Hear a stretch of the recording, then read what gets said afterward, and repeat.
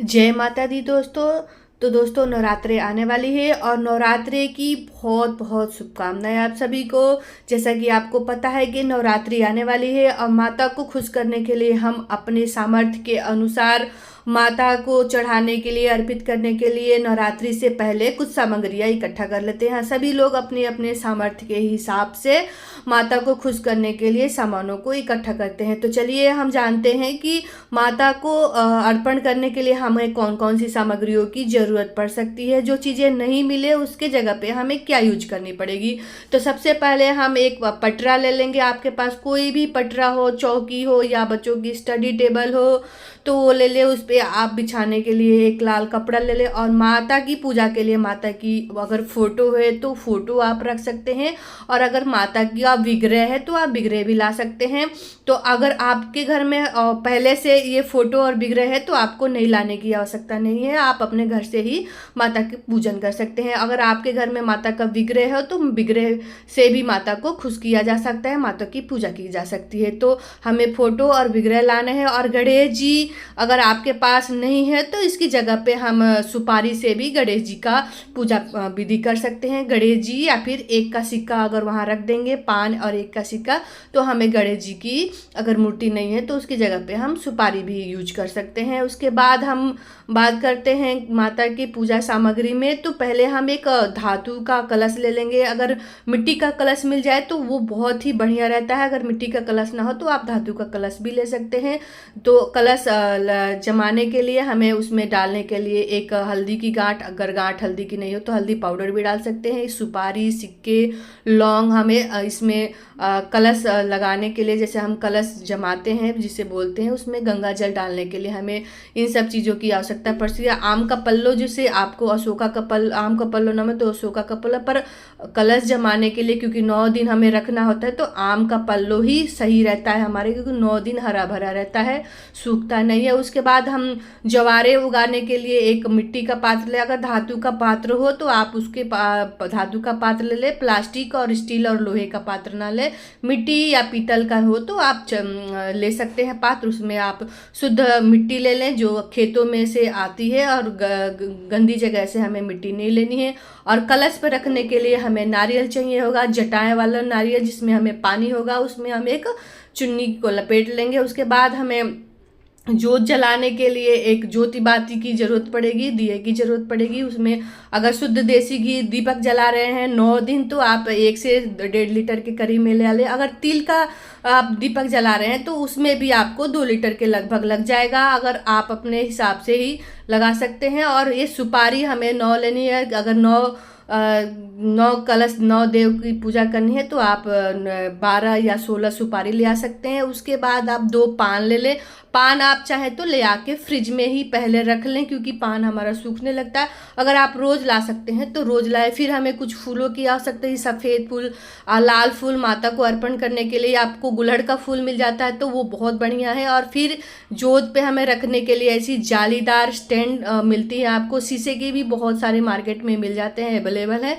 तो इतनी सारी सामग्रियां हमें मिलेगी। और फिर हमें कुछ लाल चंदन मिलेगा, माचिस, शहद, ये लोबान है धुनी करने के लिए, कपूर हमें दोनों समय दिया बाती करने के लिए, एक कलावा हमें वस्त्र स्वरूपी चढ़ाने के लिए या फिर जोत बाती बनाने के लिए, और एक छोटा सा दीपक और तिल, और ये पीला चंदन, अष्टगंध चंदन है, ये जनेऊ है गणेश जी को चढ़ाने के लिए।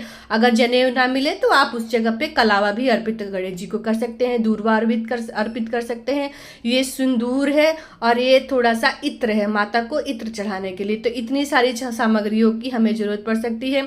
ये चावल है, आप चाहें तो अष्टदल कमल बनाने के लिए चावल की उपयोग किया जाता है, नवग्रह की पूजा करने के लिए चावल का उपयोग किया जाता है, तो इसलिए हमें थोड़ा सा चावल ज़्यादा लेना पड़ता है।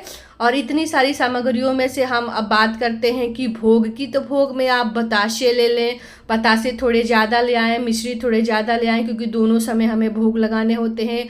आप चाहें तो ये बादाम ले लीजिए, फिर कोई भी ड्राई फ्रूट्स हो वो आप ले आके रख लें, क्योंकि 9 दिनों तक हमें ज़रूरत पड़ती है। अगर बीच में आप ले आ सके तो फिर थोड़ा थोड़ा ही ले आए। फिर हमें धूनी देने के लिए उपले की ज़रूरत पड़ती है। आम की लकड़ी अगर मार्केट में मिल जाए तो भी ठीक है, नहीं तो हमारे उपले से भी धुनी और अगियारी करने के लिए और धूप करने के लिए ये उपला ही बहुत है। फिर ये हम एक पात्र ले लेंगे, आपके पास अगर धातु का पात्र है तो वो ले लें, अगर मिट्टी का बहुत सारे मार्केट में अवेलेबल होते हैं।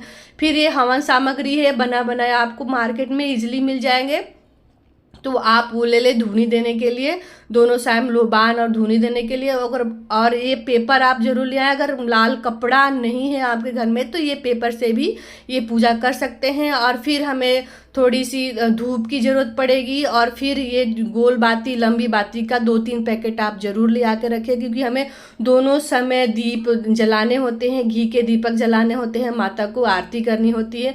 और ये श्रृंगार के समान है माता के। आपके पास 5, 16, 11, 21 जितने भी माता का श्रृंगार होता है, जिसमें श्रृंगार में सिंदूर जरूर होना चाहिए माता को अर्पण करने के लिए।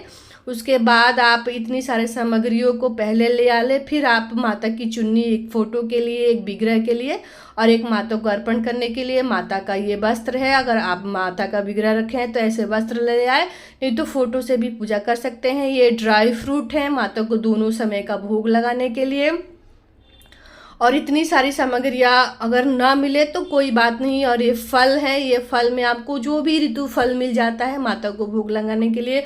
अगर 2-5 भोग नहीं मिले तो आपके पास अगर एक भी फल हो, फ्रूट हो, तो उस पे भी माता को भोग लगाया जा सकता है। और ये थोड़े से ये पंचमेवा हो, जिस दिन हम कलश स्थापना करते हैं उस दिन हम माता को अर्पण करते हैं। ये लौंग है और ये इलायची है। लौंग आप 250 ग्राम के लगभग ले आएँ, क्योंकि दोनों समय हमें लौंग का भोग माता को अर्पण करना होता है। तो और लौंग और इलायची आप ज़्यादा ले आए, इलायची कम भी रहेगा तो चलेगा, और लौंग ज़्यादा होना चाहिए, क्योंकि दोनों समय हम माता को लौंग का भोग लगाते हैं। तो इतनी सारी सामग्रियाँ हमें माता, अगर माता का व्रत कर रहे हैं आप, तो आप हो सके तो माता के 9 दिनों में कोई पाठ कर सकते हैं, या फिर जागरण करा सकते हैं, या श्री दुर्गा नवरात्रि जो व्रत कथा पुस्तक आती है वो ले आ सकते हैं, या फिर सप्तशती जी की जो कथाएं आती है, बुक आती है, उसमें भी आप अच्छे से उसमें पाठ होते हैं, आरती होती है। तो इतनी सारी सामानों की हमें आवश्यकता पड़ सकती है। नवरात्रि से पहले आप ज़रूर लेके आएँ। अगर इनमें से कोई सामान अगर छूट जाता है, नहीं मिलता है, तब भी माता की जो बेसिक चीज़ें होती हैं वो हमें थोड़े थोड़े करके रख लेनी चाहिए। और माता से नवरात्रे से जो भी संबंधित वीडियो हैं आपको मेरे यूट्यूब पे प्लेलिस्ट है, उस पे आपको मिल जाएंगी। तो ऐसे हम अपने माता के लिए सारे सामग्री इकट्ठा करके पहले ही ले आ लेंगे। कुछ सामानें छूट जाएंगी, जैसे कुछ सामानें नहीं मिल पाती हैं, तो उसके जगह पे भी हम कुछ कुछ आपको बता चुकी हूँ कि नहीं मिले तो क्या कर सकते हैं। तो आशा करती हूँ कि मेरी वीडियो आपको अच्छी लगी होगी, तो वीडियो को लाइक कीजिएगा, चैनल को ज़रूर सब्सक्राइब करिएगा। आशा करती हूँ कि माता रानी की कृपा आप पे सदा सर्वदा बनी रहे। जय माता दी।